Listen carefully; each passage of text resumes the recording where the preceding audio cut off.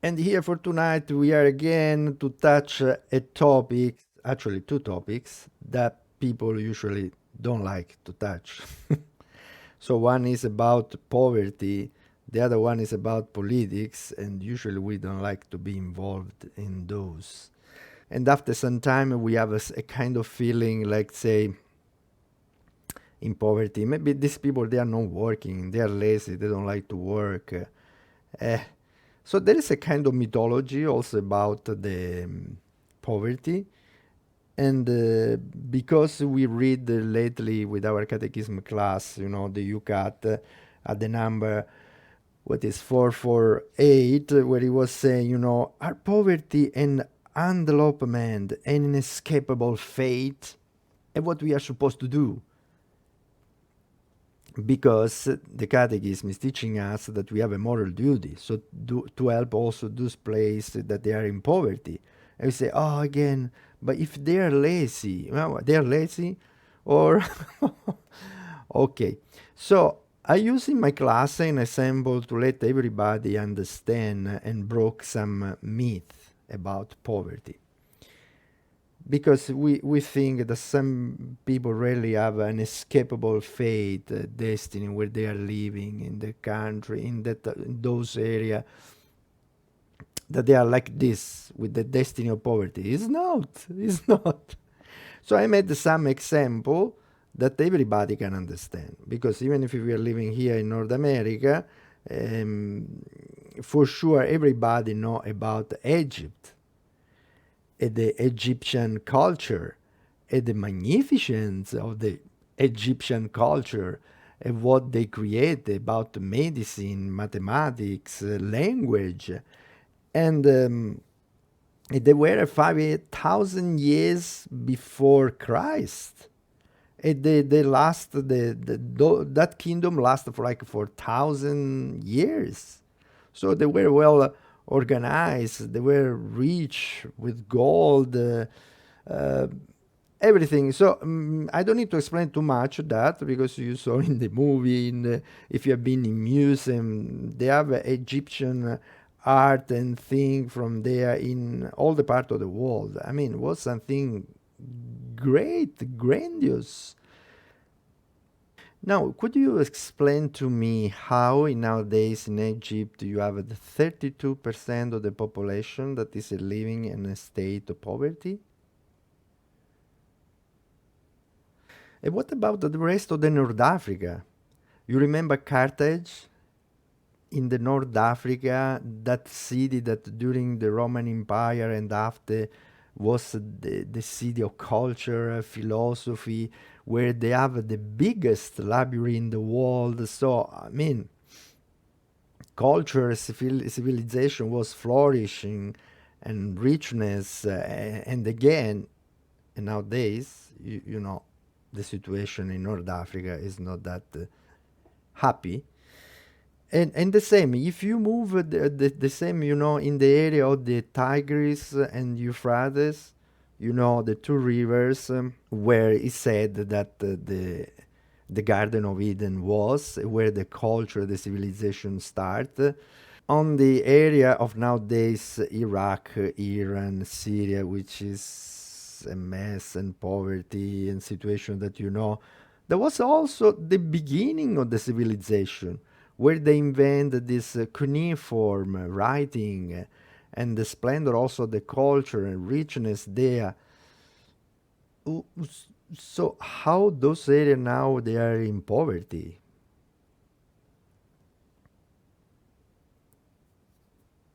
I don't want to be offensive, and especially nowadays that we need to be so careful in speaking and politically correct. That if you notice, all those states, they are Islamic states. They have a kind of Islamic government. Okay, first step. But let's talk about Italy, because I'm from Italy, so I know better. It is not an Islamic state, and you know also that Italy is such a big country, where the Roman Empire was another glorious empire with culture, richness, and so on for another thousand of years. And in Italy, they have grown arts, sculpture, many things. It's beautiful. It's beautiful. But in nowadays, it's not going that well. So somebody like me need to immigrate in another part of the world, and uh, and also see. Okay, so why is happening that? So how poverty somehow related with politics, or how people is governing a country? Oh yes, you will see that. You may see also along the history, no? If you like history to study, like France, you remember every people was starving, and they were in poverty because the king was like exploiting everybody, and all the richness was coming to him. They were living literally in a palace of gold, let's say, and people starving. So this up and down in the history and the country, you see how is related more to the government than the fate of a poor country, because the agriculture is not flourishing. The weather is not good. It's not true. And I made the example also of here in Canada, where we are living like in the North Pole, in Alberta especially, but you still see that in the little good weather that we have in the summer, many people are gardening, and some of them, when you are gardening, even in this weather, they are collecting so much that they share with you some tomatoes, some zucchini, and so on. I mean, the land, the soil is usually so generous, so there is enough for everybody, even in a land like us where nothing is growing. So can you imagine of the country that I was talking now, that they are in a beautiful area of the world where actually the weather is so good, and even the land, the soil is fertile. So you start to see that it's not a destiny. The government, so politics, and we will enter in politics, because like the catechism is say, okay, we have a moral duty toward this country that we are living in poverty, because also sometimes we are exploiting them too. And also in the UCAT, in the 440, say that we have also duty to be involved in politics. And usually we don't like that, because we say that politics is dirty. The people, they are making just money. We don't like to be involved with them. It's true. When I was youth, I had the same feeling. I don't want to be involved in these people in politics where they are corrupted just for money. But that's why we need to be involved, because if we leave everything to them, they just eat us completely, even in such a great state like in Canada, no?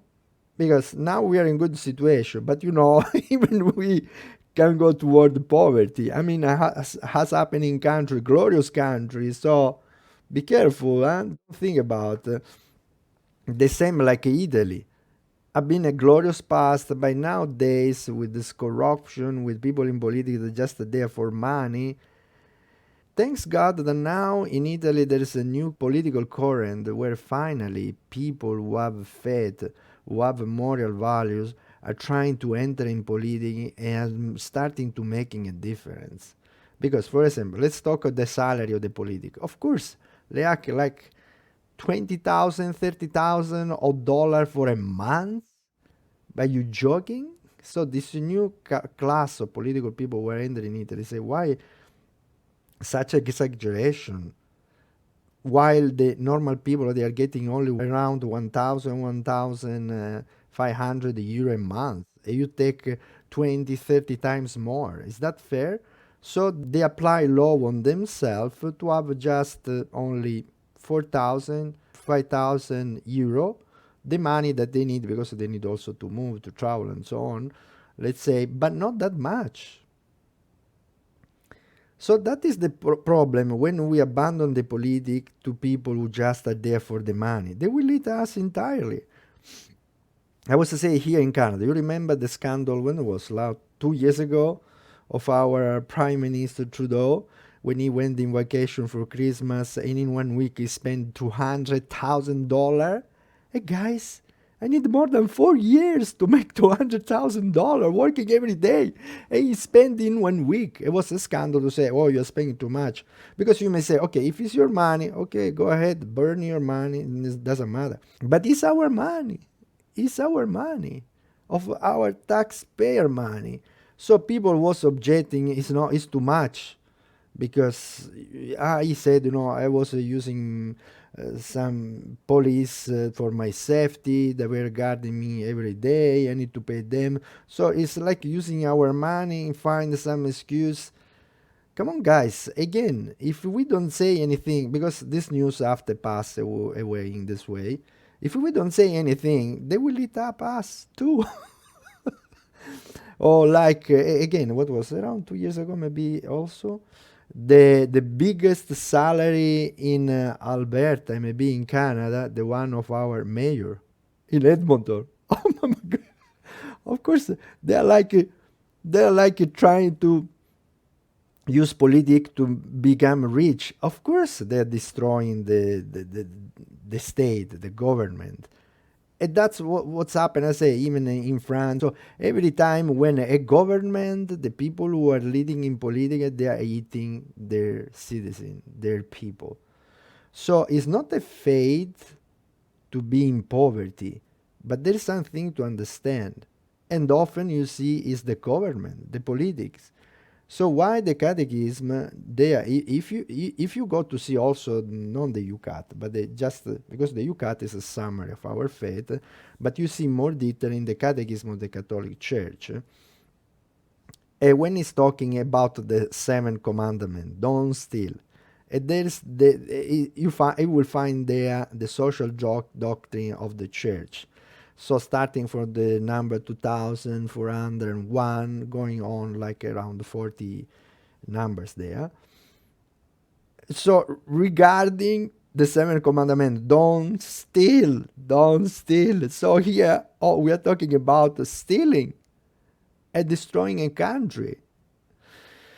So this was why you need to be involved in politics. So also in this part of the catechism is encouraged the laity to be involved, because we are the light of the world.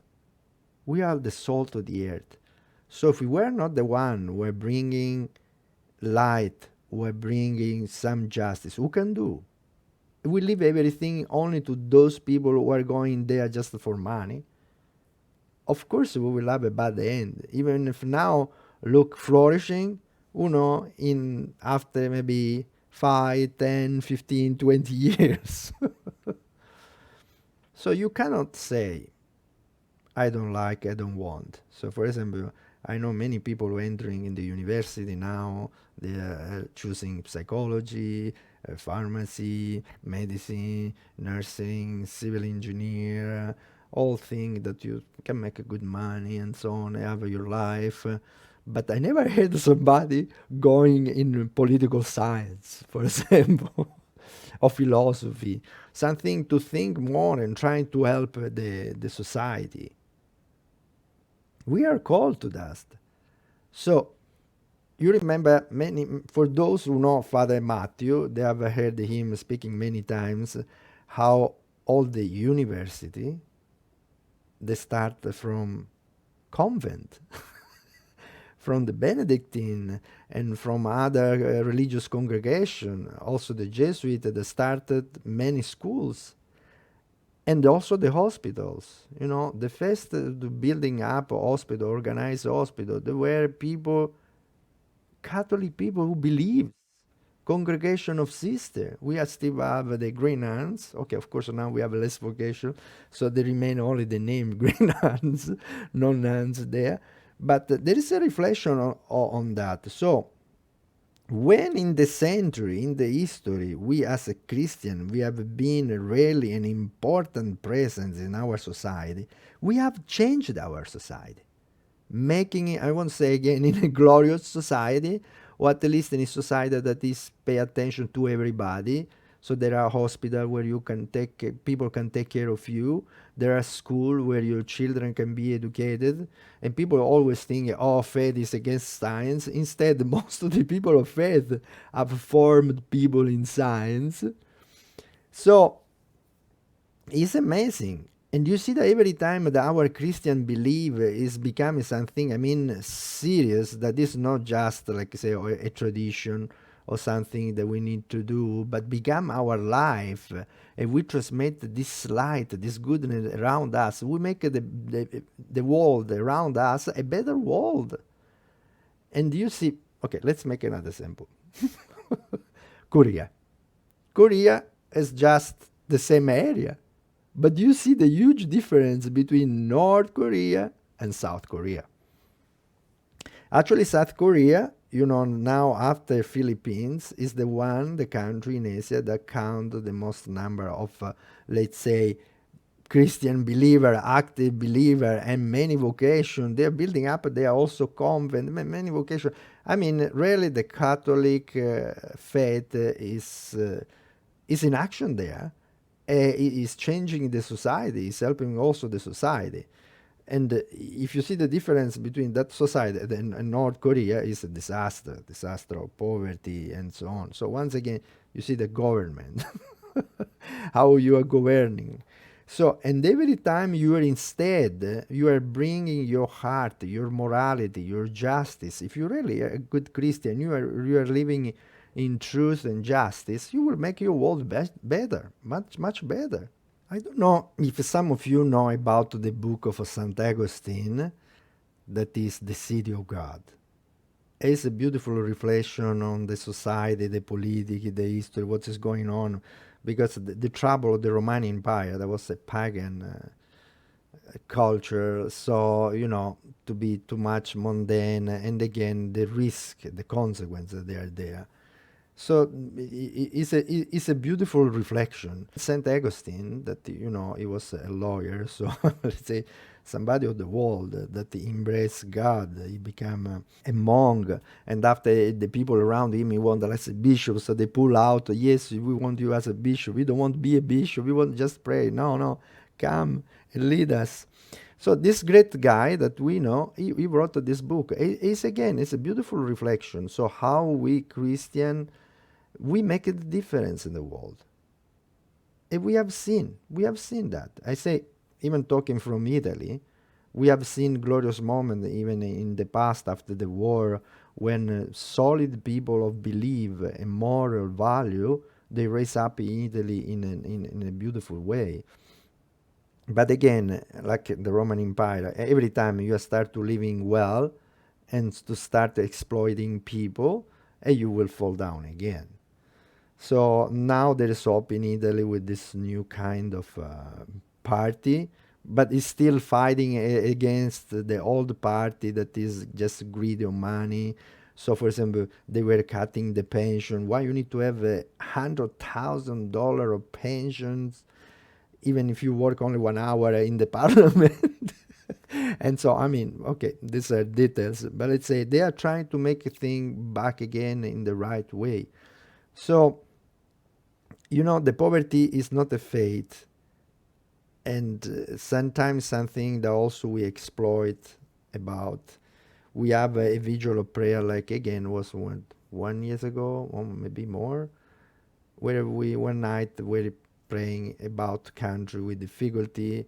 So the Suriname, this little country, where we discovered that a Canadian company was mining in the area just to get I don't know, gold, diamonds, something. During this process of excavation and so on, the way that they move the land, the water filtrating in the mine, I don't know, the exploiting of the people also that were paying so less, it do such a dangerous problem. You know, okay, we can say, oh, maybe those were bad people. No, often, often the rich countries, instead of being like have this moral duty to help the poor country, to help them to come out of that situation, they are trying to take the occasion also to make money too.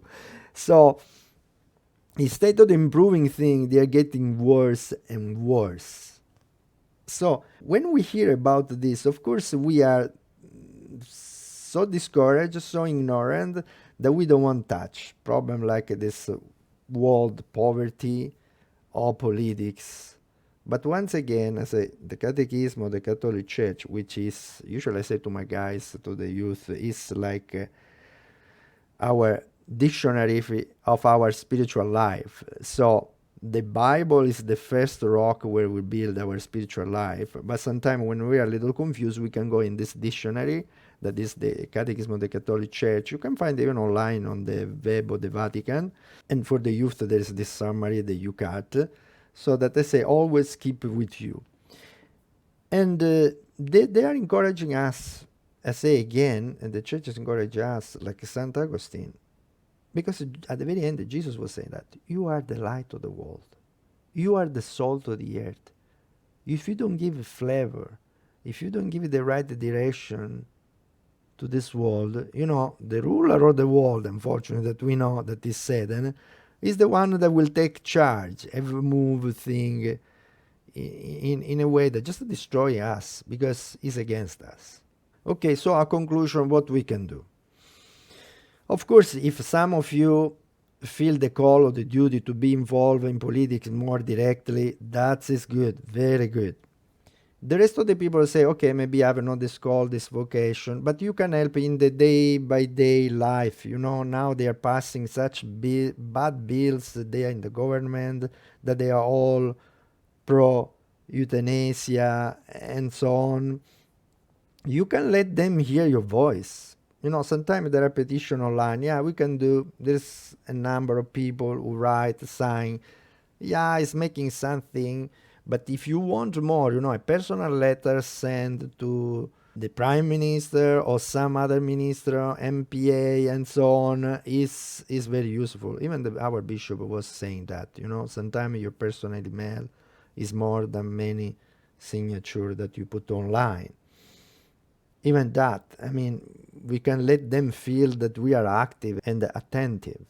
How helping the rest of the world? Okay, that of course is a little more complicated, but once we have a better government and better law, which avoid also this exploitation of other people, other situation, and somehow as brothers and sisters, as the last encyclical of Pope Francis with Fratelli Tutti, all we are brother together in this big world, really we can try also to organize and pay some project and help directly in the place. But of course, even there, let's say with a big country influence must be more often, as I said, in the government. Because if the government is not changed in that country, yes, we can have some project there, but at the very end, that's all.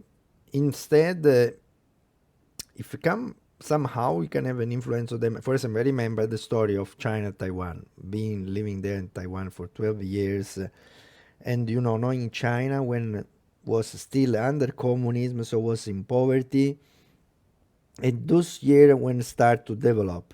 So start to develop, for example, even the Taiwanese, that they are there's always this rivalry between China and Taiwan, but they were Taiwanese investing in China because of course paying the work there was less, but of course many laws they were non convenient. So this continue, let's say, appealing and better law that can defend also their property, because if they're investing there, so they're bringing money. So this is an occasion to have more money also for China, but they need some protection, so and so on. So they work up in some law, in some equality, let's say, thing to do, and they succeed.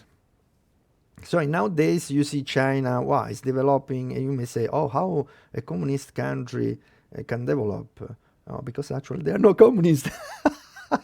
It's a new imperialist, capitalist state. They are still keeping that communism, which actually is governing a new form of imperialism with capitalism.